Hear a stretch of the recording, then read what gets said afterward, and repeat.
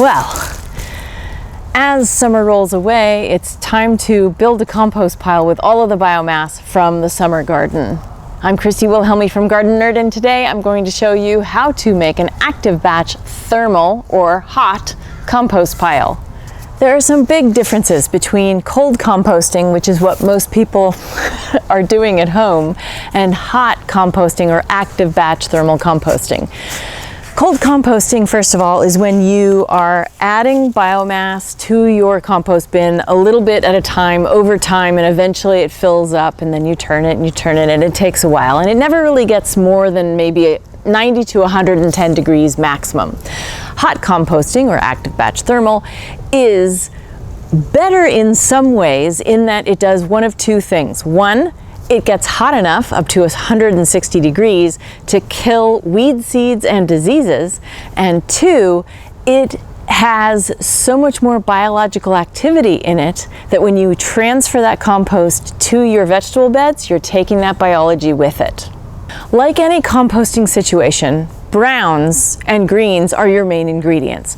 Browns, just as a refresher, are carbon crops. So anything that's dyed, so dried leaves, cardboard, shredded paper, twigs and sticks, things like that. So then there are greens, and greens are your nitrogen ingredients. Those are things that are freshly cut, still green. That's basically what it is. But for active batch thermal composting, there are a couple of other ingredients. One is high nitrogen crops, and that's going to be things like alfalfa or a cover crop of peas, hairy vetch, fava beans, that kind of thing. Leguminous crops. Those have a lot of nitrogen and they really kick up the temperature in your compost bin. Or manures, animal manures. We have chickens, so we use chicken manure as our high nitrogen ingredient. Now let's talk a little bit about formulas. I learned this process from Dr. Elaine Ingham, who showed us in a week-long intensive how to build a compost pile that is going to be hot and sterilized at the end, but full of microbiology. I'm going to do my best to show it to you in just a few minutes, but everything I'm going to tell you is also in my book in part 2 of High Yield Small Space Organic Gardening, so if you need help with the formulas, go there and check it out. Step 1 of this process is prepare your biomass. Here at Gardenerd headquarters, we use a shredder, an electric shredder, and we shred our greens and our browns separately into piles. And you always want to wear a mask and protective goggles so that you look like an insect while you're doing this. Now, why do we shred biomass? You don't have to. You could put it in there whole, but here's the thing to know. The smaller you make a piece, the more surface area it has, which means the faster bacteria can start to work on breaking it down. So, if you can get pieces like this, you're in good shape. If you don't have a shredder, you can use a shovel to chop it up, or use pruning shears to, chop it up into small bits. The basis is don't put it in whole because it'll take longer to break down. Part 2 of this process is determining what formula you're going to use. Do you want a bacterially dominant compost, or do you want a fungally dominant compost? Here at Gardenerd, we use a fungal dominant compost because we have lots of powdery mildew and blight that travels on our coastal air. So if we generate a lot of good fungi in our soil, that helps combat the bad fungi. But if you don't have that problem, bacterial dominant compost is going to be the way to go for you. It's all about percentages. Once you know where this compost is going, if it's going in a bin like this one over here, we've calculated that this bin is 27 cubic feet. Your biomass quantities are going to be a percentage of that total cubic footage. What that means is in a fungal dominant compost pile, we're doing 45% brown materials or carbon ingredients, 35% nitrogen or green material, and 20% high nitrogen ingredients, which are, in our case, animal manures and alfalfa, because we have little patches of perennial alfalfa growing all over the yard. If you want to do a bacterially dominant compost, you just flip those 45 and 35 numbers so that you're doing 35 carbon, 45 nitrogen, and 20 high nitrogen. Mittens is doing math with us today. What that translates to is buckets. Now we use 5-gallon buckets, which are 19 liters, I believe. Now, if you get confused about formulas and quantities and cubic feet and all of that, just use these guidelines as a starting point and adjust them based on how big your compost pile is.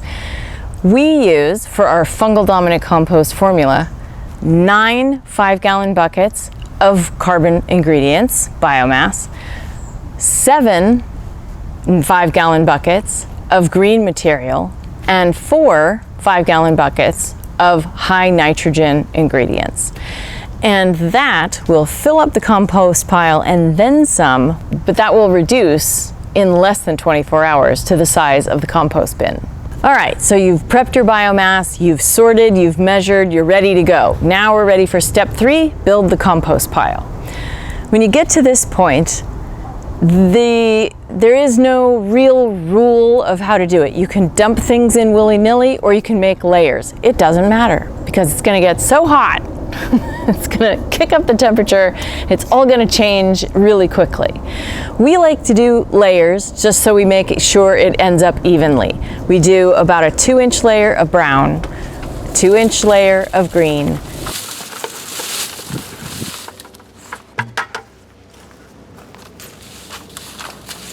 and then a 1-inch layer of high nitrogen manures and alfalfa. Then repeat it.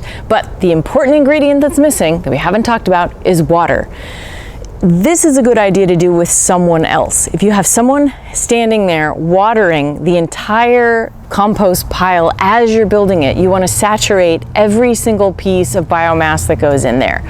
Why do we do this? Why are we using so much water? Because you aren't going to be watering it at any other time except when you turn the pile. One of the other things that differentiates hot composting from cold composting is the fact that you're monitoring the temperature. We have a long thermometer that goes into the center of the pile and we keep checking that. And what we're doing is we're waiting for it to peak and then start to drop. The second it starts to drop, that's when we want to turn the pile. And it may take 18 hours for it to reach its peak temperature, maybe even longer, but keep an eye on that. And then when it hits that peak temperature, turn the pile and water it again. And then you're gonna monitor the temperature again, and when it peaks and starts to drop, you turn it one more time, and that's it. And so it gets all of its moisture in the process of building it and turning it so that it doesn't need it at any other time.